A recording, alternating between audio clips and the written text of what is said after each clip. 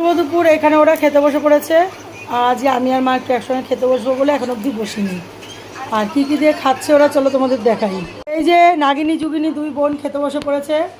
ও তো এই যে বসেছে ফার্স্ট ব্যাচে, না সেকেন্ড ব্যাচে, উঠবে আমাদেরও পরে খেয়ে। এই যে আমার মেয়ে বসছে, আর এই যে আমাদের শ্বেতা দেবী। কী রে তোদের কী দিয়েছে মনে ভাতসরা? এটা হচ্ছে লাউ শাক চিংড়ি মাছ দিয়ে। এটা হচ্ছে সেই কাতলা মাছের পেটিটা, যেটা নাকি মা খেলায় পেয়েছিল, সেই কাতলা মাছটা। পেটিটা ঘুরা পুকুন। এই যে আমি বলেছিলাম ভাজা খাবো, ওরাও বললো ভাজা খাবো, তা কিছুটা ভাজা রেখেছে আর কিছুটা কালিয়া করেছে। এই যে ঝোল এখনো ফুটছে, ধনে পাতা দেওয়া হয়ে গেছে। এটা একদম পুরো একদম কষা কষা হয়ে যাবে।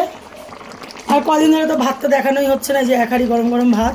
আর এটা হচ্ছে আমাকে জেঠি একটুখানি কচুর শাক দিয়েছিল, দারুণ হয়েছে। নিরামিষ কচুর শাক, ছোলা বাদাম আর নারকেল দিয়ে করেছে। এটা কিন্তু ওই যে সেই লাউ শাকটা চিংড়ি মাছ দিয়ে যেটা করেছে সেটা। এটা হচ্ছে এই যে ইলিশ মাছটা আরও বেড়ে দিয়েছে, সবাই খেয়েছে। সর্ষে বাটা দিয়ে করেছে মা আজকে।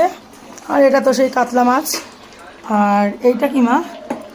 আবার আজ চিংড়ি মাছের মালাইকারি। আচ্ছা বাস, আমাদের পন্টরানির জন্য আজকে আবার চিংড়ি মাছের মালাইকারি, খালি মাছ মাছ আর মাছ। আর এটা হচ্ছে সেই তেঁতুলের চাটনি। ও জাস্ট খাওয়াটা জমে যাবে। মামাম কতক্ষণ লাগবে যে খেতে?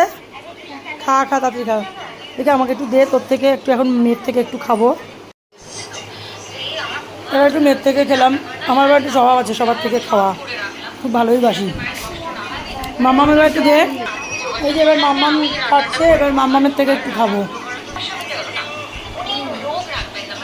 এবার খাবো ভাইয়ের বোধ থেকে।